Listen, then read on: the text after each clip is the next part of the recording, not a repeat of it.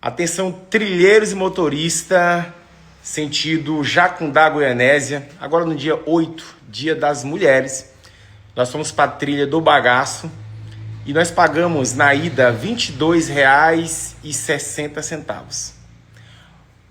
Caminhonete S10 e uma carrocinha. Na volta, a mesma caminhonete, a mesma carrocinha foi para R$ 45,80. Se é o mesmo carro, se é a mesma carrocinha, porque mais que o dobro cobrado. Eu percebi isso, tá aí o print na tela, entrei em contato já com a Rota do Pará, falaram para mim abrir reclamação, para me mandar o e-mail, e esse vídeo é para alertar você que faz esse trajeto ou que fez esse trajeto ontem, domingo, dia 8 de março, para você conferir.